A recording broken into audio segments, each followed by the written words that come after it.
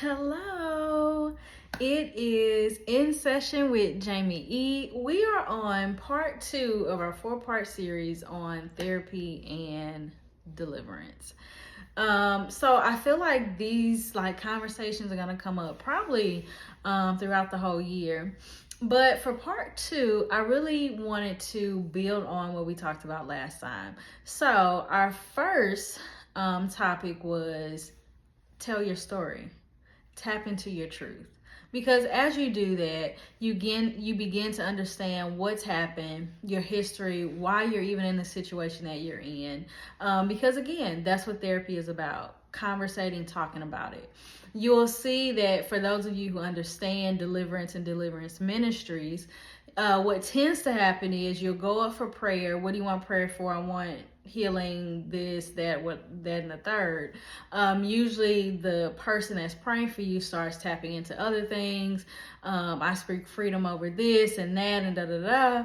And so what happens is that thing, that stronghold, is defeated. Sometimes the actual devil leaves. Okay, the demons literally come up out of you, and you get off of the floor. Maybe I'm talking about me. Maybe everybody don't fall on the floor, but baby, I'm gonna eat carpet. Do you understand? I'm going to be on the floor. For those of you who are not, look, good for you. Good for you. But when you get yourself up after you've cried all the tears, okay, after you've wet them people's carpets, and you walk away, you feel like something's lifted. You feel freer. You feel good. And then after a while, it'd be like, was I really free? Like, what's going on? And so I'm realizing and I'm learning that after the freedom, that there are things that need to be done. There are things that I have to do. So this is about changing the narrative.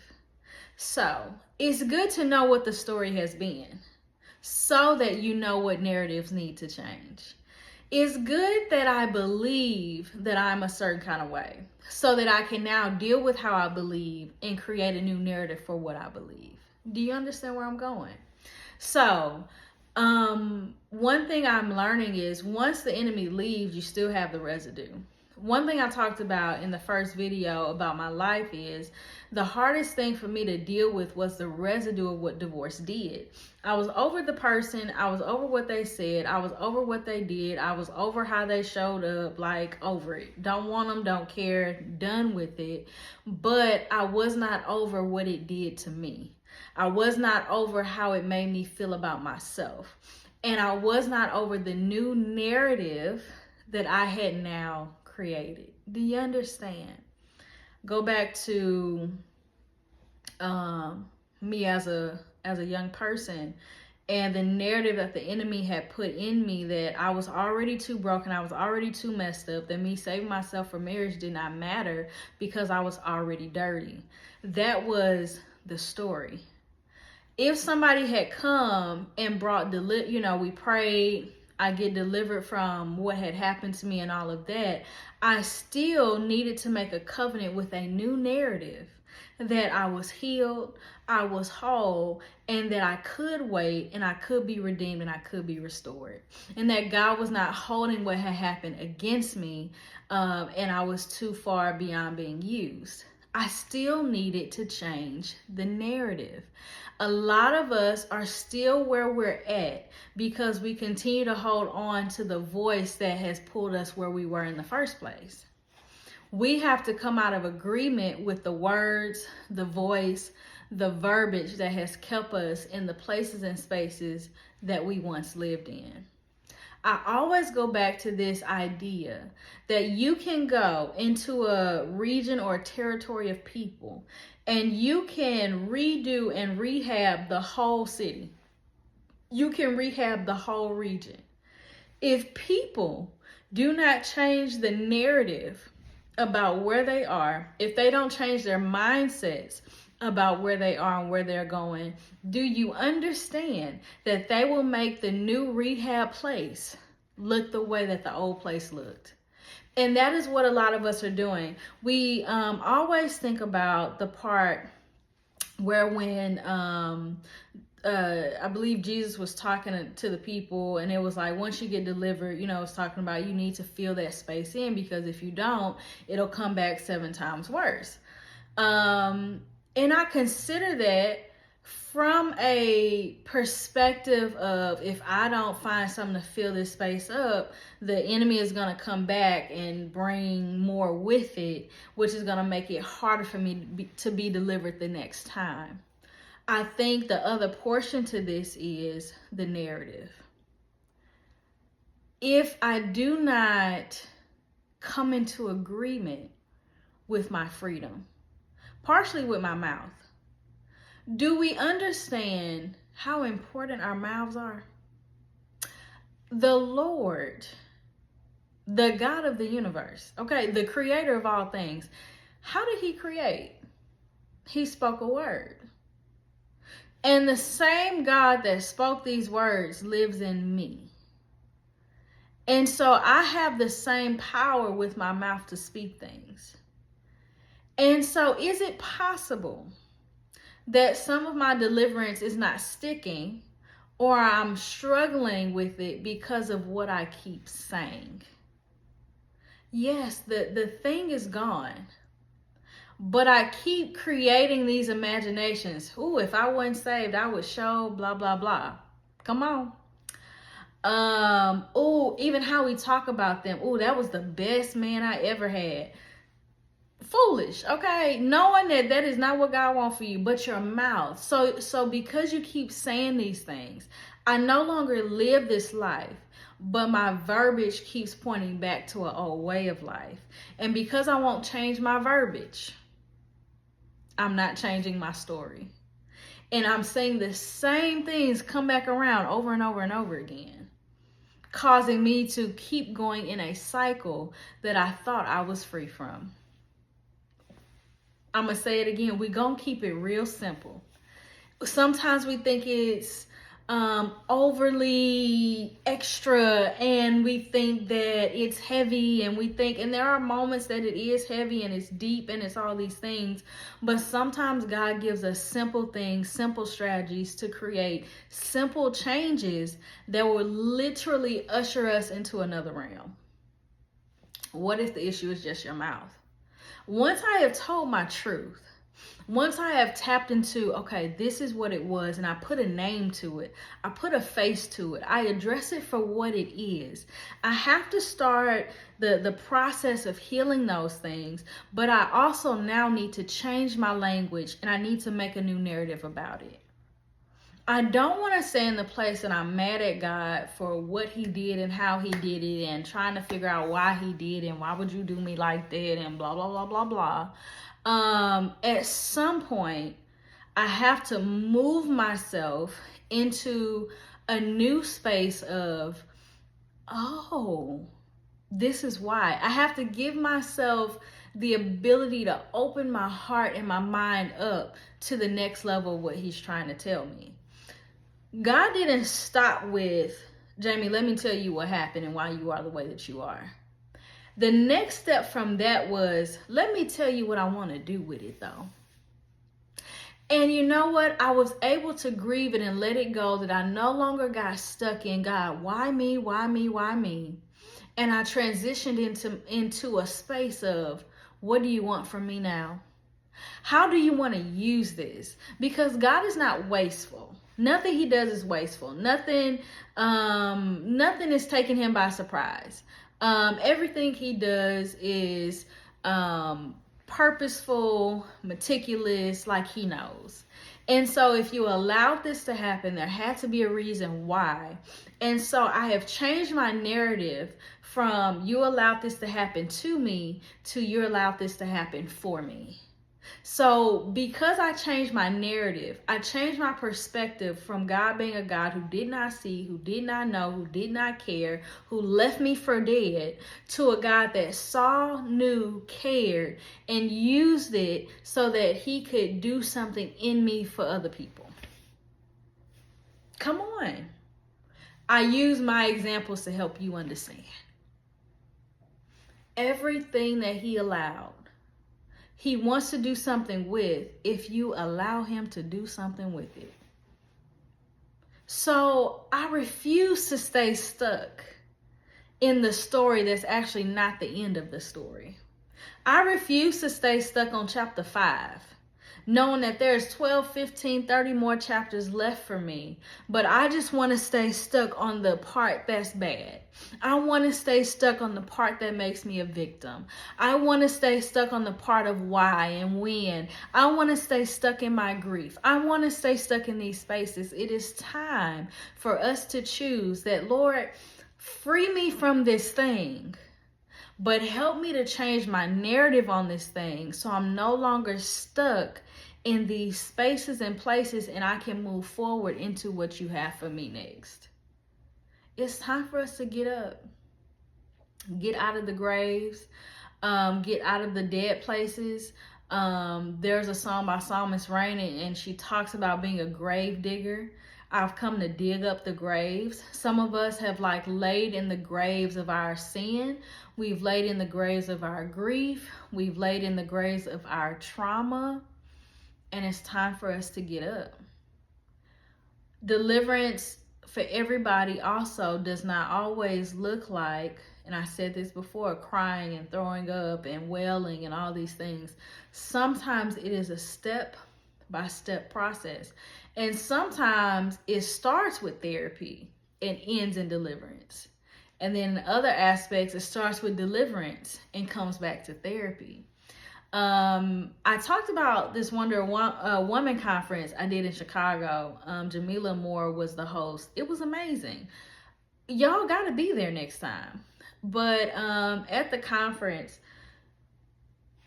after my session, we opened it up for questions. And people began to ask questions about different things. What does this mean? And what does this look like? And how does this happen? And how can, these things, whatever. People asked about family and relationships and dynamics. And deliverance came through conversation. It was as they opened up their mouth to tell their truth, to open up their heart, to open up their story. The Lord began to give me words for them to make it make sense, to help them change their thought process on what they're dealing with, and gave them strategy for how to release it so they can be free from it.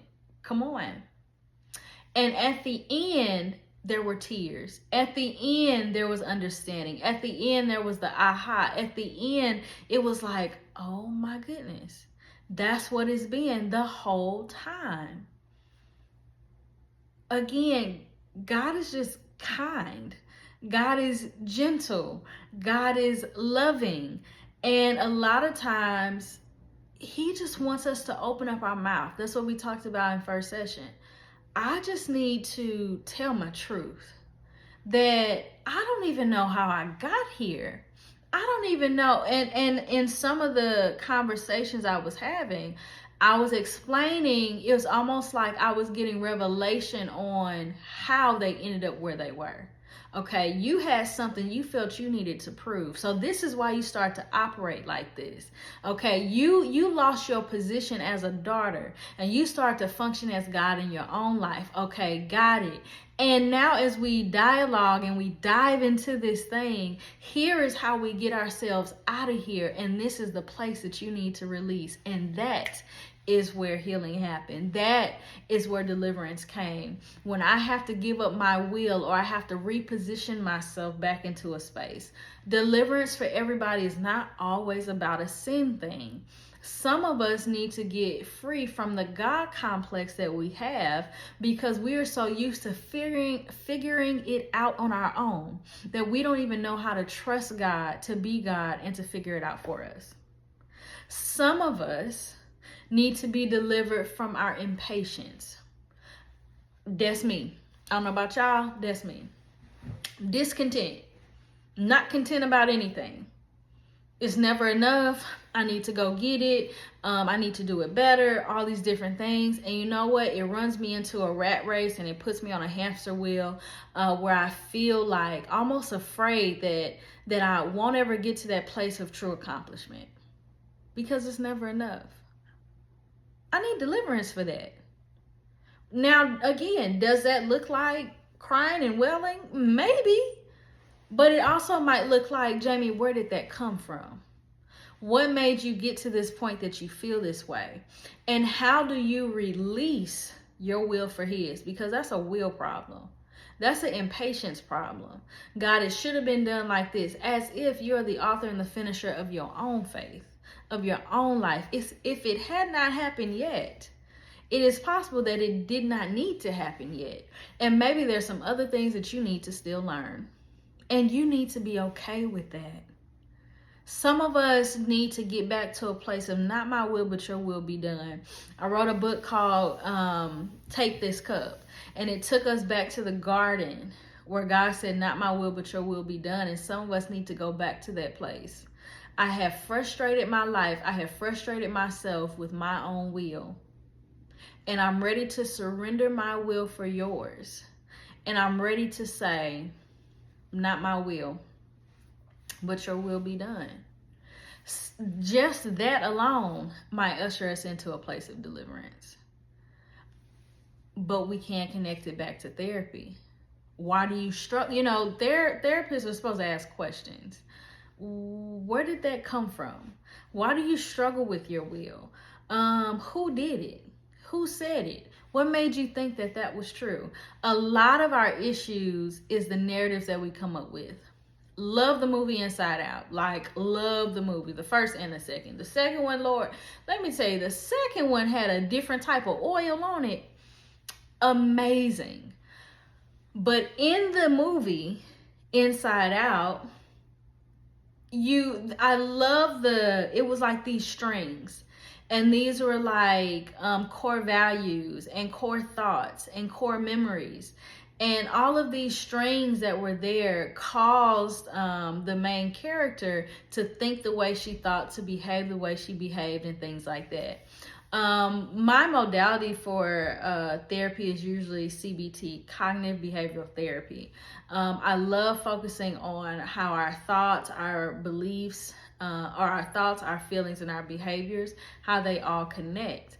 And so in deliverance, normally we know somebody's delivered because of the behavior has changed. Oh, this finna be good. This finna be good, y'all. Stay with me. We usually know that somebody's delivered because their behavior has changed. But it is possible that you've had a change in behavior without a true change in your thoughts and in your feelings. And if you do not deal with the thoughts and the feelings that continue to plague you, you're going to start behaving the same way you used to before you got delivered. Who would have thought? Baby, that's Bible, okay? The Lord continues to talk about our mind. Renew your mind, renew your mind. It's all about our minds and our thoughts. Like, if we can start to change our thoughts, then we will start to change feelings, and then we will start to change behavior. If I want to look more like Christ, let me address areas that I'm not. And then whatever area that I feel that I'm not, let me go backwards and then understand what is the thought and the feeling connected to the behavior that I'm doing now. Come on, this is good. When I can get there, I can start working on the narrative. What story have I told myself about the way things are? And how do I change those things? How do I change the story? What story do I want to believe for myself? And if I start at least expressing it and saying it, eventually I'll catch up with it. Do you understand? God said, let there be light. And after he said it, there was light. God said, let the seas divide. And after he said it, there was sky and there was ocean. God said, let there be animals, let there be. And after he said it, it happened. For some of us, it's going to take repetitive language for us to keep saying a thing, for us to start seeing a thing. We need to speak bigger. And we need to change our verbiage. I'll get into more of this probably either next session or the fourth session. But I'm going to dig even deeper into this aspect of there's a behavior change now, but what is going on in my feelings and what is going on in my thought process that's keeping me bound when I need to be delivered. A lot of us we never got delivered. We just learned how to behave properly in certain spaces. We actually became actors and actresses. That's what really happened. Oh, okay. So you telling me that it's not okay for me to do this here with y'all. Bet. So what I'll start doing is making sure you don't know that I do it. And then I learn how to act like I don't want to do it. And then in the spaces that it's okay for me to do it, I still show up in those places and I do it. Do you understand? So what we thought was deliverance was not deliverance at all. I think a lot of times what the church taught us to do was to pretend. Most of us need an Oscar. We should have a whole wall, a whole shelf of Oscars, because we have been actors and actresses in our own life, and not in a good way. Not in a good way at all.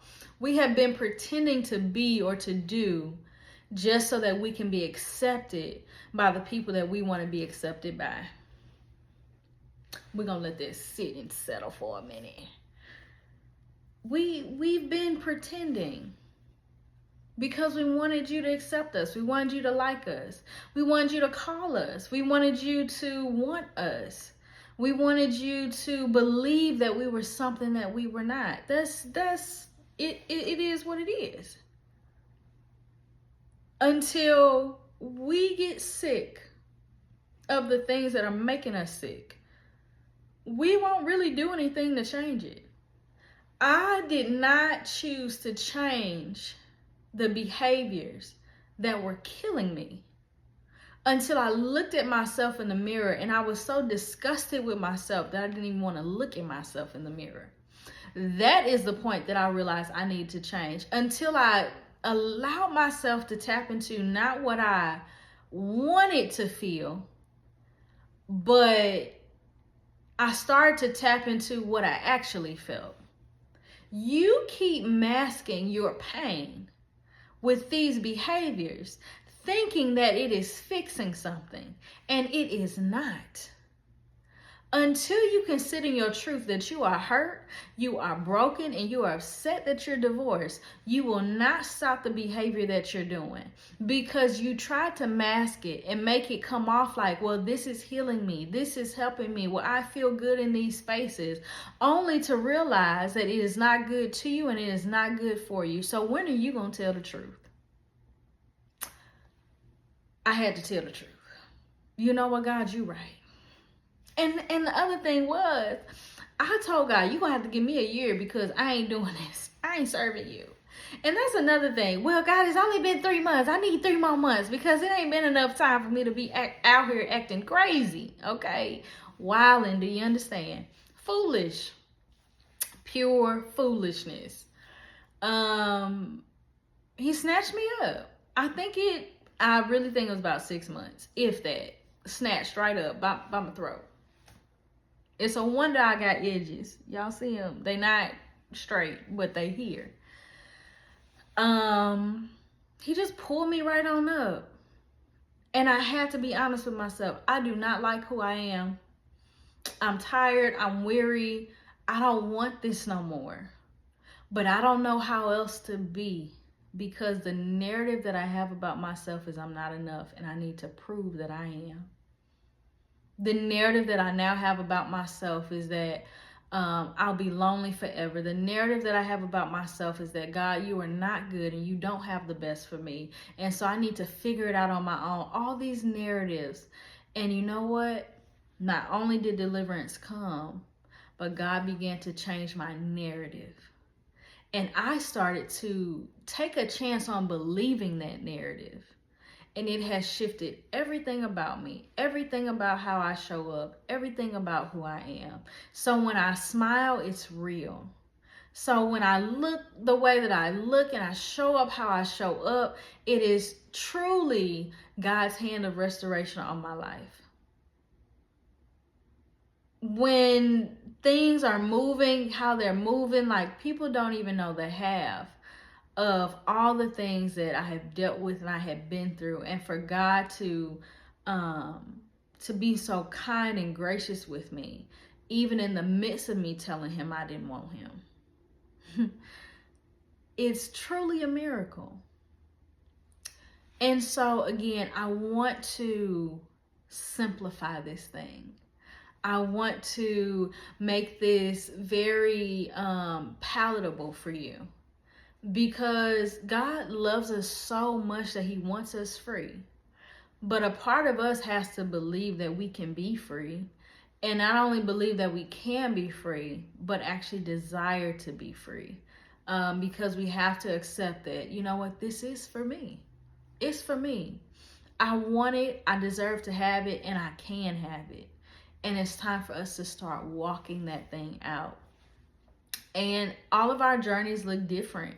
Some of us, it does take us getting sick of ourselves. Some of us, God literally will give you a dream and snatch you up and out.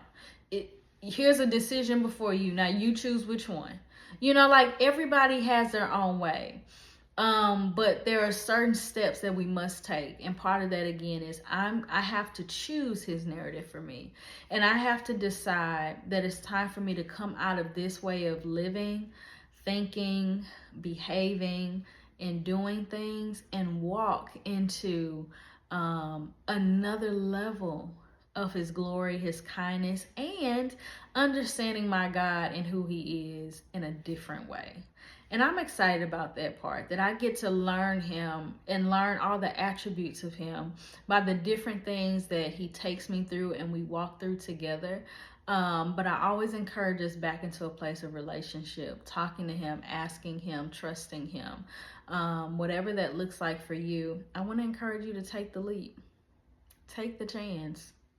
Press forward in that vein. But I'm excited for you, because as you accept this journey and as you accept this walk, it's time for you to walk into that door called freedom. And not only will you be free, but you'll stay free. So I hope you guys enjoyed this second session of our therapy and deliverance series. And we will be coming back for 2 more. So I'll see you guys soon. Bye.